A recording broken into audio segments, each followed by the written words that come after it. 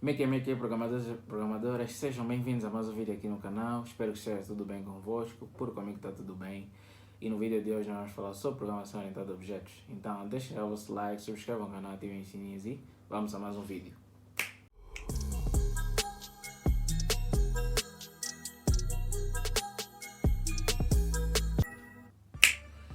Então, o que é a programação orientada a objetos? A programação orientada a objetos é um paradigma de programação que consiste na aproximação do mundo real e o mundo virtual através da criação e interação de objetos.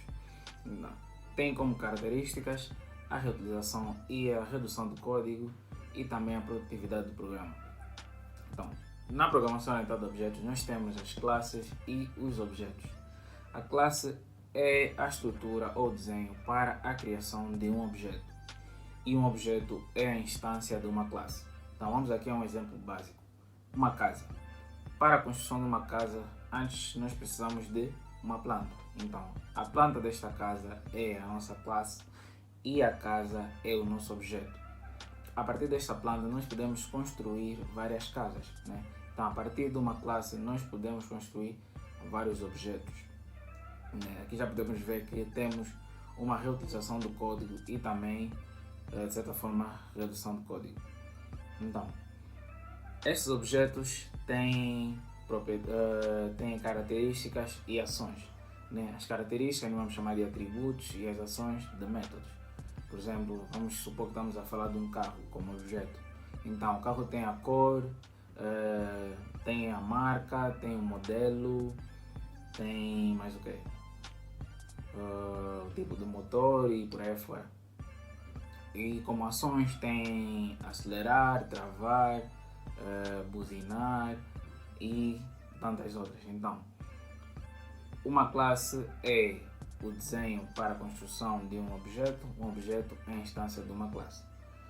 Depois disso, nós temos os 4 pilares da programação orientada a objeto, que são a abstração, o encapsulamento, a herança e o polimorfismo. Então, abstração. Abstrair significa esconder os detalhes da implementação de algo. E muitas vezes nós fazemos isso através de funções.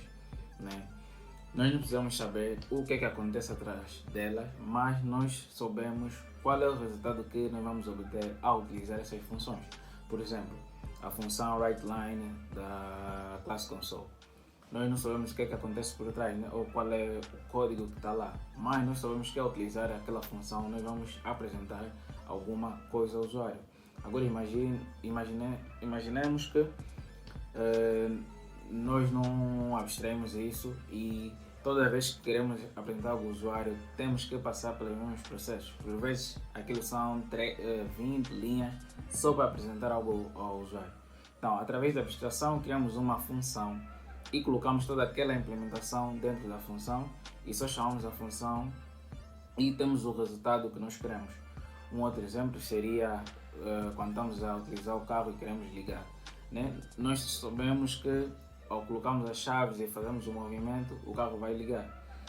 A única outra coisa que talvez sabemos é que devemos ter a bateria a funcionar, mas os passos que o carro leva para ligar, nós não sabemos. Então, basicamente é isso. Segundo é o encapsulamento, encapsulamento que muitas vezes é considerado como a ocultação dos dados. Partes do nosso objeto devem ser guardadas ou privadas para que não sofra uma alteração que depois pode danificar o estado desse objeto. Por exemplo, o carro. Se alguns componentes do carro fossem claramente visíveis para nós, ou expostos, nós poderíamos alterá-los de qualquer maneira e depois danificávamos o carro e não sabíamos como resolver. Por isso, alguns desses estão internos, são privados do nosso olho, a não ser que levamos a um mecânico e ele tenha que abrir e tal e fazer as devidas alterações. Então, no encapsulamento nós tornamos certas partes do código privadas e outras partes públicas. As públicas são aquelas que realmente são necessárias, que não há nenhum problema em serem utilizadas ou vistas, mas as privadas são aquelas que o próprio objeto deve cuidar delas. Depois nós temos a herança. A herança permite que uma classe adquira os atributos e ações de uma outra classe, né? Então, por exemplo, temos uma classe veículo. Desta classe veículo podem surgir a classe carro, a classe moto, a classe caminhão e tantas outras por aí, né? Então, a classe que está em cima nós vamos chamar a classe mãe, e a classe que vem dela são as classes filhas. Então, quando estamos a criar uma herança, nós devemos manter aquilo o mais simples possível de ser entendido, ou seja, essa herança tem que realmente fazer sentido e não ser apenas uma herança só por um ou outro método nós precisamos numa outra classe. A classe filha deve usar maior parte dos métodos ou atributos que fazem parte da sua classe mãe. Por último, nós temos o polimorfismo, que é a condição da mesma coisa ocorrer de formas diferentes, né? Então vamos aqui um exemplo básico. Nós temos os animais, né? Todos eles, ou quase todos eles, produzem um som, mas esse som que eles produzem é feito de forma diferente, né? Mas estão a reproduzir um som, né? Ou estão a produzir um som. Então vamos supor, nós temos uma classe mãe, que é a classe animal, e as suas classes derivadas podiam ser a classe cão, a classe gato, a classe pássaro e tantas outras. Essas classes ou esses animais produzem um som. O cão vai ladrar, o gato vai miar, o passarinho vai, vamos dizer, cantar e por aí afora. Mas isso tudo é feito de forma diferente, mas a ação é a mesma.